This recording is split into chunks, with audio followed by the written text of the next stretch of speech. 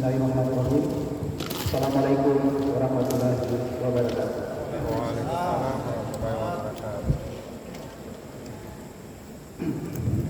Alhamdulillahirabbil alamin wassalatu wassalamu ala mursalin sayyidina Muhammadin wa ala alihi wasallam. Puji syukur kepada Allah Subhanahu wa taala, pada malam ke-13 Ramadan ini kita bisa berjumpa kembali. Malam yang menuju ke-15, malam di mana pertengahan Ramadan kita akan berakhir. Ini tadi yang sebelum saya menyampaikan Ustaz Pak Rektor, pertama kali saya panggil Ustaz ini Pak Rektor. Rasanya tiba-tiba ini apa-apa saya beruntung berada pada venue lingkungan wilayah kampus di mana bukan hanya secara keilmuan mungkin sehari-hari saya mengikuti di sains dan teknologi, tapi juga ternyata ada ilmu-ilmu lainnya memperkaya dalam kehidupan kita. Bapak Ibu sekalian, para jemaah, hadirin-hadirat tarawih malam ini. Tadi pagi saya tanya baca berapa menit? 10 sampai 15. Terus tiba-tiba saya naik sini, ini khutbah 15 sampai 17. Yang mana betul Pak? Khutbah yang betul. Oh khutbah, tidak ceramah. Oke. Para jemaah tarawih sekalian, izinkan malam ini mungkin saya berbagi saja apa yang kami geluti sehari-hari. Mudah-mudahan ada sinkronitas relasinya yang bisa memperkaya kita dalam kehidupan sehari-hari, terutama dalam menjalankan ibadah dan menjalankan tugas sebagai umat manusia, yaitu tentang yang sering masuk dalam diksi-diksi tidak juga perdebatan, tetapi hal-hal yang belum selesai sampai saat ini. Jangankan di dalam, tetapi juga di luar. Di luar yang saya sebut tadi, di luar tempat-tempat perguruan tinggi, yaitu tentang apakah ilmu pengetahuan sains dan teknologi itu bisa berjalan atau malah kontradiksi dengan Islam yang kita pahami sampai sekarang. Bapak Ibu sekalian, jujur aja, ini hanya refleksi. Secara teori saya tidak mengalami situ karena epistemologi saya sebenarnya di dalam situ. Jadi saya dibantu sedikit banyak sama ChatGPT. Apa yang saya sampaikan tadi bahwa ChatGPT, bahwa ada perubahan-perubahan di dalam pola pikir dan tindak tanduk dan berpikir kita di dalam masyarakat. Yang mana dulu yang mungkin mendalam atau deep, penuh wisdom atau kearifan, maupun bertekun pada ahli. Tetapi dengan perkembangan teknologi, terutama di teknologi informasi, semua itu menjadi distortion, maaf kalau salah bahasa Inggris, semuanya jadi kebalik. Konsumsi makanan kita, kadang kita juga sadar tanpa sadar maupun tidak sadar, itu mengikut cara berpikir kita satu yang dulu mungkin deep, sekarang menjadi luas, tapi tidak shallow atau dangkal.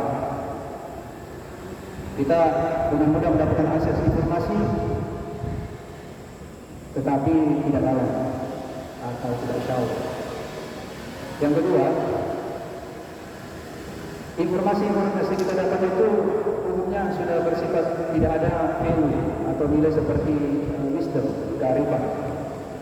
Apa yang ada di kita konsumsi di HP kita, apa yang kita dapatkan, kalau kita tidak melengkapi sama sempat berpikir misalnya logika, kritisme apa dan semuanya, maka kita akan mengambilnya sebagai sebuah kebenaran. Yang ketiga, hilangnya diksi-diksi ruang untuk para ahli. Saya meminjam istilahnya Pak Rektor saya. Hilangnya ahli di mana yang sering muncul di ruang media publik melalui media-media informasi yang ada di HP Bapak, itu yang disebut ahli.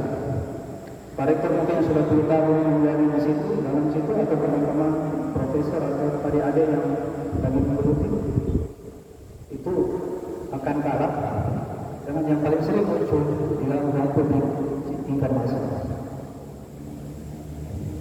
Itu sebagai pengetahuan memberikan eh, semacam perspektif ataupun refleksi kembali apa yang sedang terjadi di tengah kita.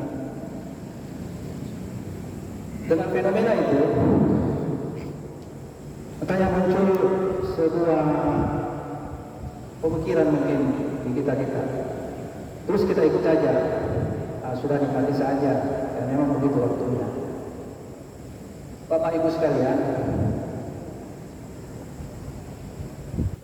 di ruang ini menurut kami adalah ruang para cendekia yang berkelompok dan berpikir serta bercerah ceria dan yang disebut dengan perguruan tinggi. Di perguruan tinggi,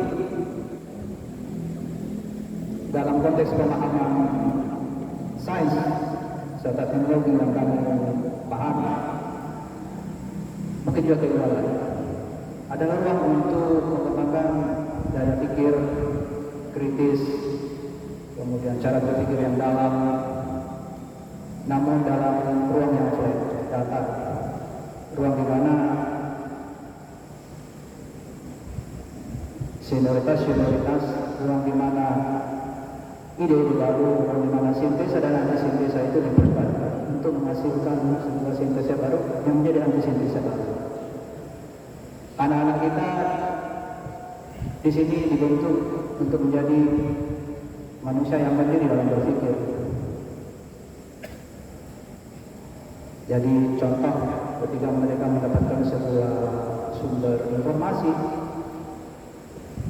dengan cara perintah berpikir yang kita sediakan di kampus, mereka akan tahu apakah ini patut saya konsumsi, patut saya sebarkan, atau patut saya tidak sebarkan. Perangkat-perangkat itulah yang sebenarnya menjadi diksi dan kewajiban kampus. Ya kami ini yang kebetulan diberi amanah untuk menciptakan ruang-ruang seperti itu. Para jemaah sekalian, jika kita mendiskusikan kembali tentang peradaban Islam, sekali lagi saya bukan expert di situ, saya hanya membaca, merefleksi, kemudian berdiskusi dengan teman-teman. Kita akan kembali kepada masa kenapa Islam atau kaum Muslim tidak seperti yang sekarang. Sejak dulu kita mengatakan apresiasi, penghargaan serta kemajuan kita masih banyak kita perlu lakukan, terutama dalam hal ini di bidang ilmu sains dan teknologi. Sebagai data empiris, ya saya tidak punya data yang begitu, teman-teman bisa lihat di Google. Tetapi dari berdirinya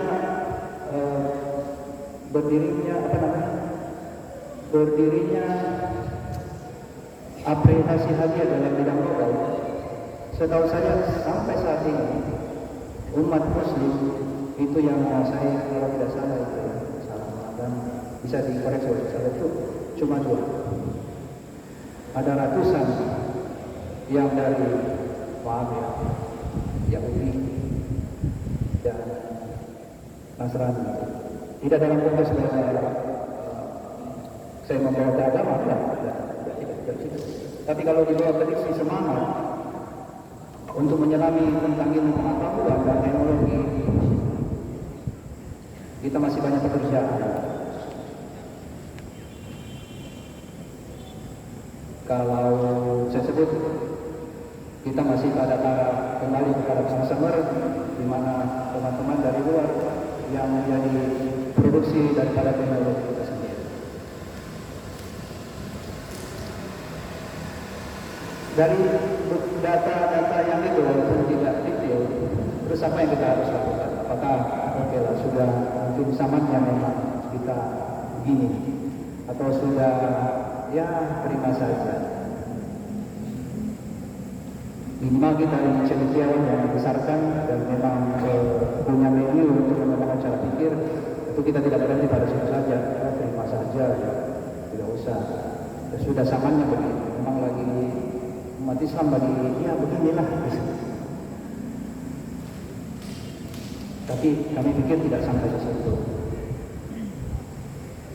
Kita merindukan dan mari kita ciptakan ruang-ruang seperti dulu, minimal yang dulu. Kita punya studi presiden sebelumnya, 400 tahun lalu. Mungkin teman-teman yang bergelut di bidang sosiologi, sejarah, mengetahui betapa luar biasa Islam 700 tahun menguasai tanda kutip, mengatur dunia dengan idealismenya selama 700-800 tahun. Salah satunya dikontribusikan oleh pengusaha dan teknologi.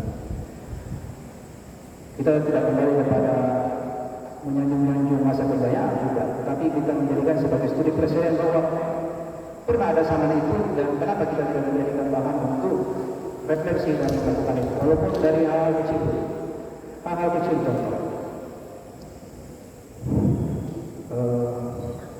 Pernah ada saya baca izin waktu kebetulan kami diberi kesempatan untuk kuliah di London. Saya dapat satu buku tentang, saya lupa sekali itu judulnya, tapi saya masih ingat itu buku grafis.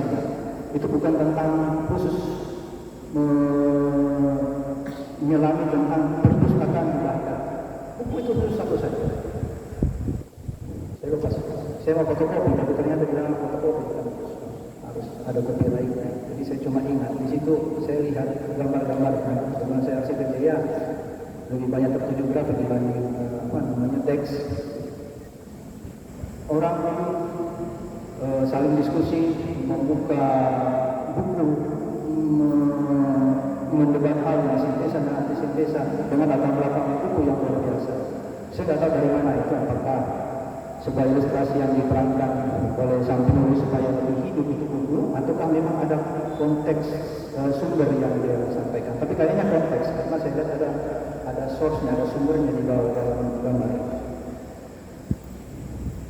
Itu salah satu yang sangat membekas di dalam saya, dan kadang-kadang saya sampaikan juga di ruang kelas bahwa duduk berdiskusi dengan sumber bahan membaca dari buku itu nggak bisa tergantikan dengan handphone. Di dalam kelas biasa saya oleh mahasiswa juga nggak berdiskusi.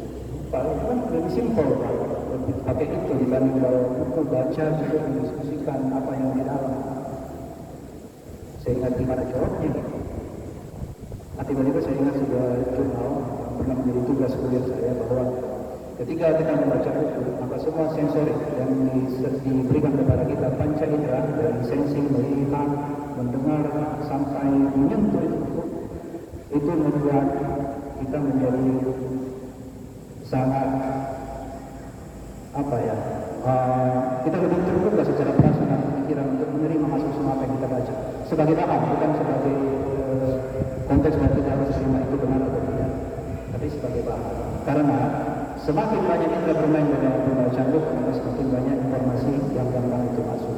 Salah satu yang sampaikan adalah kecintaan membaca konteks buku langsung adalah salah satu dasar peradaban ketika kita mau kembali kepada kejayaan peradaban, terutama penguasaan di bidang sains teknologi dan bidang-bidang lainnya saya rasa.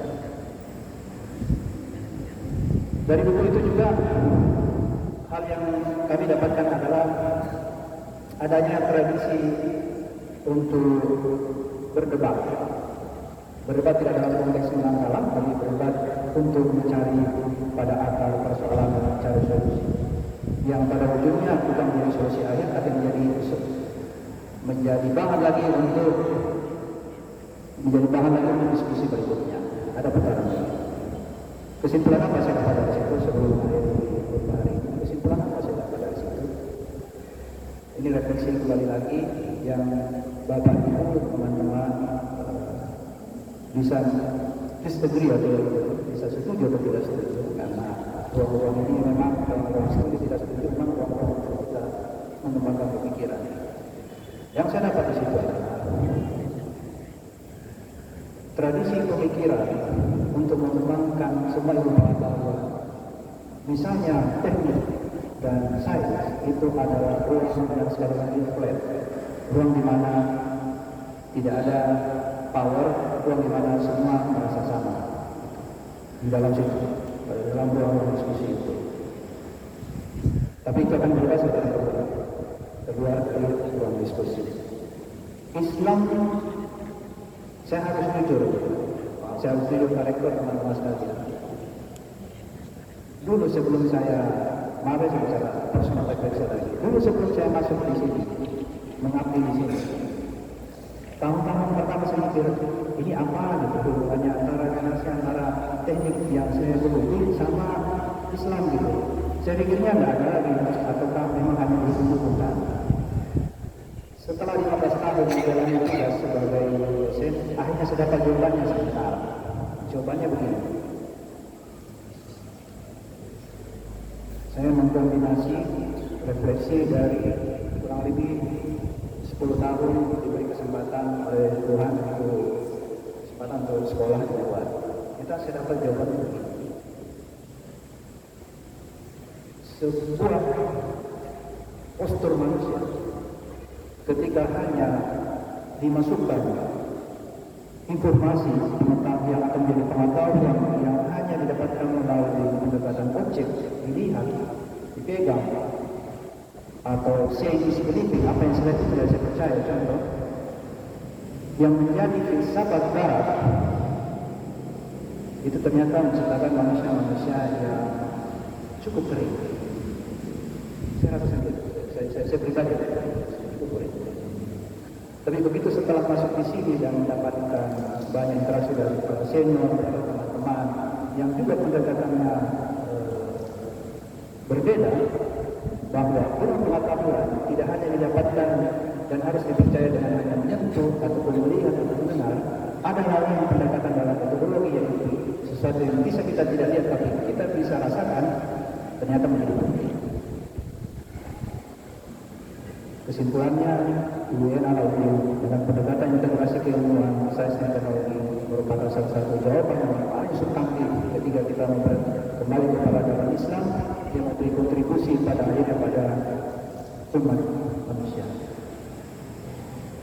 Kita di sini hadir, kita di sini beri pengetahuan bukan hanya untuk kebutuhan kita pribadi atau muslim, terlalu kecil itu sekretisme itu kalau kita hanya untuk kepentingan Islam. Tapi ternyata kita juga memang diberi kewajiban, diberi perasaan, diberi hak untuk berkontribusi kepada hak kemanusiaan sesuai dengan ilmu dan pengetahuan kita masing-masing. Dalam hal ini, misalnya saya di dalam bidang teknik dan sains. Demikian kiranya saya sebut khutbah karena ini tadi saya banyak sharing. Insya Allah mudah-mudahan banyak hal yang kita bisa dapatkan, terutama saya menunggu nanti tulisan responnya dari Pak Rektor. Demikian, wabillahi taufiq wal hidayah. Wassalamualaikum warahmatullahi wabarakatuh.